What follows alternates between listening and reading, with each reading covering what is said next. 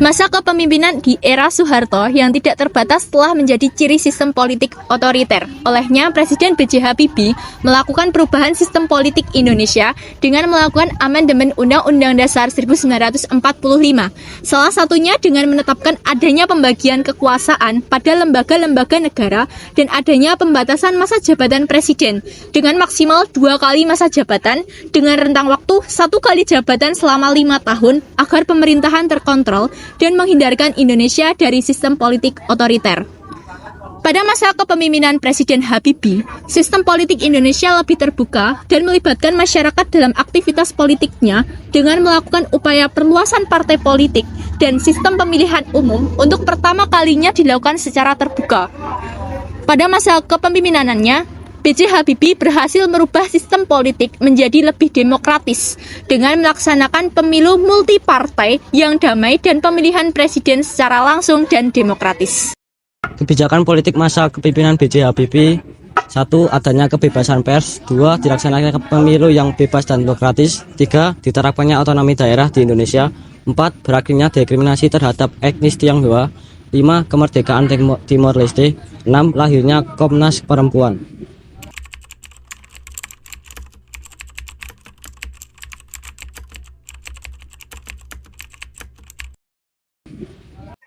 Kebijakan Megawati Soekarno Putri pada masa reformasi. Pada masa pemerintahannya, Indonesia masih menghadapi krisis di beberapa bidang. Maka dari itu, berbagai kebijakan pun dikeluarkan untuk mengatasinya.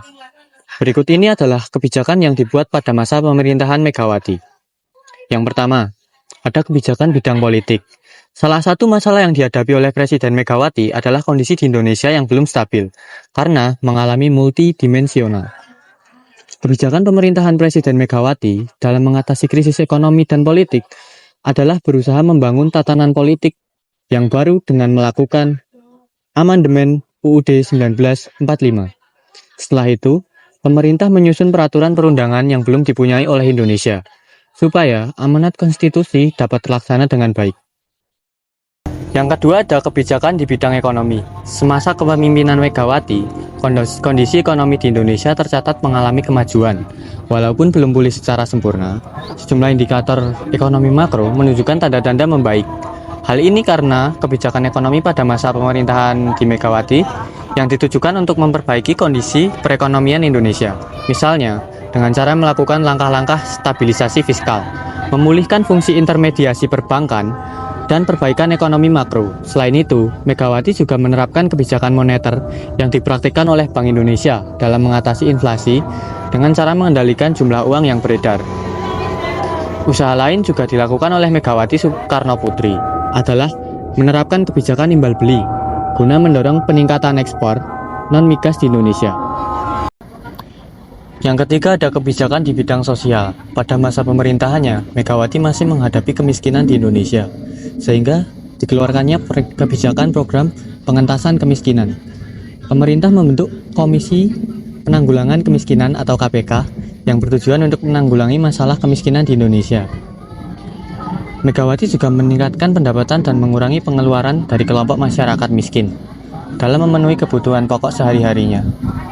Program lain juga populer di kalangan masyarakat adalah beras rakyat miskin atau raskin yang dijual dengan harga 1.000 per kilogram.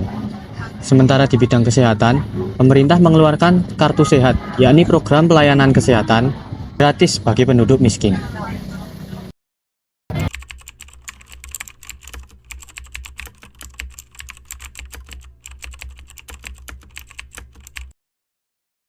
Reformasi politik pada masa SBY pada 2004 sampai 2014 berfokus pada yang pertama, pemantapan demokrasi, pemilu yang transparan dan penguatan partai politik.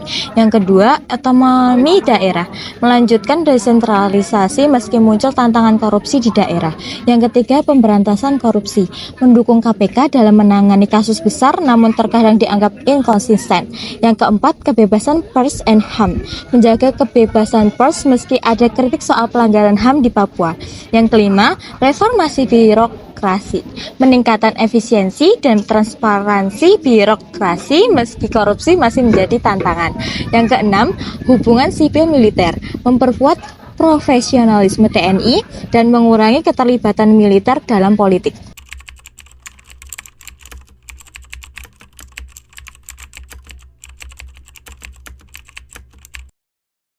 Negara Indonesia telah meraih kemerdekaannya 75 tahun yang lalu. Selama itu pula, politik Indonesia mengalami pasang surut. Hingga saat ini, memasuki era reformasi, pemerintahan berada di balik tangan Presiden Joko Widodo. Kiprahnya menjadi pemimpin negeri telah lama bertengger di bumi pertiwi.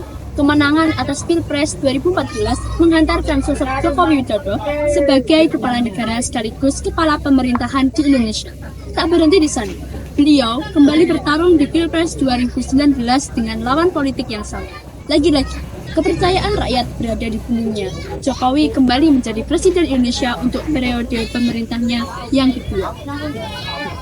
Pada periode pertama masa pemerintahannya, yakni dari tahun 2014 hingga 2019, Presiden Joko Widodo didampingi oleh Yusuf Kala sebagai wakil presidennya. Langkah politiknya dimulai dengan mendirikan kabinet pemerintahan bernama Kabinet Gabungan.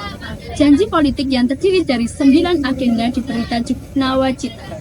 Melalui Nawacita, pemerintahan Jokowi menjanjikan visi yang membumbung dengan memastikan negara hadir, membangun dari pinggiran dan revolusi mental. Kesembilan agenda Nawacita terdiri dari menghadirkan kepala negara untuk melindungi segenap bangsa dan memberikan rasa aman pada seluruh warga negara. Yang kedua, membuat pemerintahan tidak absen dengan membangun tata kelola pemerintahan yang bersih, efektif, demokratis, dan terpercaya. Yang ketiga, membangun Indonesia dari pinggiran dengan memperkuat daerah-daerah dan desa dalam kerangka negara kesatuan. Yang keempat, menolak negara lemah dengan melakukan reformasi sistem dan penegakan hukum yang bebas korupsi, bermartabat, dan terpercaya. Dan yang kelima, meningkatkan kualitas hidup manusia Indonesia. Lalu, yang keenam, meningkatkan produktivitas rakyat dan daya saing di pasar internasional. Yang ketujuh, mewujudkan kemandirian ekonomi dengan menggerakkan sektor-sektor strategis ekonomi domestik. Dan yang kedelapan, melakukan reformasi karakter bangsa. Lalu yang terakhir yaitu memperteguh kebinekaan dan memperkuat restorasi sosial Indonesia. Presiden Jokowi dalam tahun pertama kepemimpinannya berfokus pada perombakan dan peletakan 3 fondasi kokoh. Implementasinya dilakukan melalui kebijakan ekonomi berbasis produksi, subsidi tepat sasaran, dan mendorong pembangunan yang merata di luar Pulau Jawa. Program pemerintahannya terus menggenjot percepatan pembangunan di berbagai sektor, mulai dari infrastruktur, kesehatan, pendidikan, hingga birokrasi. Tak hanya itu, dalam periode pertamanya, Presiden Jokowi tetap aktif membawa Indonesia dalam diplomasi internasional. Salah satu langkahnya yaitu menciptakan perdamaian dunia dengan penyelenggaraan KTT luar biasa kelima OKI yang membahas isu Palestina. Melalui Kementerian Luar Negeri, pemerintahan periode ini juga menciptakan perlindungan bagi WNI yang berada di luar Indonesia. Kedaulatan NKRI tak tertinggal untuk terus dipertahankan serta dikuatkan dengan beberapa perundingan untuk memutuskan batas maritim Indonesia dengan negara tetangga. Pemerintah juga menegaskan Kepulauan Natuna sebagai bagian dari negara Indonesia. Pada periode ini juga, Indonesia turut serta dalam pelaksanaan G7 Outreach Meeting, G20 Summit, serta KTT ASEAN. Di tahun 2018, Indonesia diapresiasi oleh dunia dalam kesuksesannya sebagai tuan rumah penyelenggaraan Asian Games dan Asian Para Games. Sementara itu, pada tahun 2019, pemerintah akhirnya berhasil menguasai 51% saham Freeport. Capaian lainnya dibuktikan di akhir periode pertama masa pemerintahan Presiden Jokowi. Pemerintah melalui Kementerian PUPR berhasil membangun 782 km jalan tol serta melakukan pemangkasan dwelling time menjadi 3-4 hari. Rasio elektrifikasi atau listrik yang dihasilkan naik menjadi 98,83%, diikuti dengan konsumsi listrik yang meningkat mencapai 1.200 kWh. Dalam sudut pandang ekonomi makro, belanja pemerintah untuk pembangunan infrastruktur berhasil menyelamatkan Indonesia dari keterpurukan karena jatuhnya harga komoditas dan kelambatan ekonomi global. Pemerintah juga berhasil menurunkan serta mengendalikan kestabilan laju inflasi di level 3-4% yang artinya mampu menjaga daya beli masyarakat. Di balik keberhasilan pemerintah memajukan Indonesia, kondisi politik dalam negeri berkata lain. Dalam kurun waktu 2014 sampai 2019, politik dalam negeri terbilang warna-warni. Hal ini terjadi karena partai politik yang tergabung dalam koalisi Merah Putih yakni oposisi pemerintah Presiden Joko Widodo menggugat hasil Pilpres 2014 ke MK. Namun gugatan tersebut ditolak secara keseluruhan oleh MK. Sementara itu, hasil pemilu legislatif 2014 kala itu juga didominasi oleh koalisi pengusung Presiden Jokowi. Menurut koalisi oposisi, hal tersebut tentunya sangat berbahaya karena dikhawatirkan akan mengganggu pelaksanaan check and balance dalam lembaga negara. Beberapa peristiwa politik turut mewarnai pemerintahan Presiden Joko Widodo di tahun 2014 sampai 2019.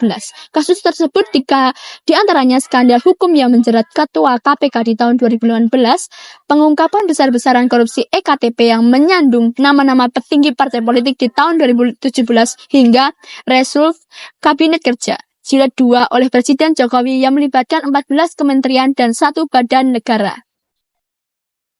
Peristiwa besar juga tak kalah menyita panggung politik di Indonesia. Ialah pemilu DKI Jakarta yang diadakan pada 2017. Pemilu daerah rasa di Pilpres tersebut berhasil menyita perhatian masyarakat. Pasalnya dalam masa kampanye salah satu paslon pertahanan yakni Basuki Cahayapurnama dianggap menistakan agama Islam sebagai negara mayoritas Islam. Hal tersebut sangat mengguncang negeri.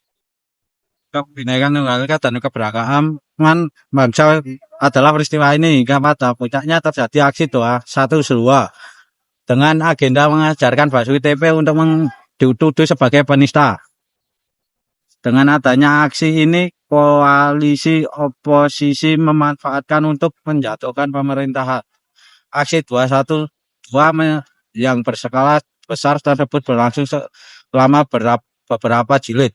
Tak hanya itu, agenda aksi ini juga ditumpangi banyak penyusup yang ingin mengubah Indonesia dari negara demokratis menjadi negara khilafah. Lebih parah lagi, ada beberapa upaya untuk menggantikan ideologi negara Pancasila dengan ideologi lain. Setelah ditunggangi aktor politik, tentunya agenda dari aksi ini menjadi lebih kompleks untuk menyerang pemerintah. Hingga menjelang Pilpres 2019, simpatisan aksi ini mengusung tagar 2019 ganti presiden. Kritik dan tantangan pada masa pemerintahan Presiden Jokowi Widodo. Kritik dan tantangan ini bidang politik meliputi 1. Pelemahan KPK. Revisi UU KPK dianggap melemah independensinya dan memperlambat pemberantasan korupsi. 2. Polarisasi politik. Meningkatnya konflik berbasis identitas sejak Pilpres 2014 dan 2019. 3. Lemahnya oposisi. Demonstrasi pemerintah mengurangi efektivitas cek dan balance. 4. Kebebasan berpendapat. Kritik terhadap pemerintah sering dianggap dengan penggunaan UU ITE memunculkan isu pengekangan demokrasi. 5. RUU konversasi. Pengesahan RUU seperti Omnibus Law dan KUHP menuai proses karena minimnya partisipasi publik. 6. Oligarki politik. Dekatnya pemerintah dengan kelompok oligarki menimbulkan kekhawatiran akan ketimpangan kekuasaan. 7. Desentralisasi. Tantangan dalam pengelolaan dana desa dan korupsi di tingkat daerah. Kritik ini mencerminkan perlunya penguatan demokrasi, transparansi, dan tata kelola politik yang inklusif. Jadi kesimpulannya, reformasi politik di era Presiden Joko Widodo membawa sejumlah capaian seperti penyederhanaan sistem kepartean, pelaksanaan pilkada serentak, penguatan desentralisasi melalui dana desa, dan percepatan pembangunan infrastruktur. Namun berbagai tantangan tetap muncul, termasuk isu pelemahan KPK, polarisasi politik, lemahnya oposisi, kontroversi RUU tertentu, dan dominasi oligarki. Reformasi ini menunjukkan upaya peningkatan stabilitas politik dan tata kelola pemerintahan, tetapi membutuhkan perbaikan dalam menjaga demokrasi, kebebasan berpendapat, dan partisipasi publik. Musuh terbesar kita adalah money politik atau politik uang. Mari kita bersatu bersama memberantasnya. politik uang, kaos, dan seperti itu juga bukan sesuatu yang ditabukan. Oleh karena itulah, ke depan mari kita sempurnakan terus undang-undang dan peraturan yang ada. Kita bangun terus budaya politik yang hendak kita tingkatkan kualitasnya. Kita pastikan bahwa suara itu betul-betul berangkat dari hati dan pikiran rakyat kita dan bukan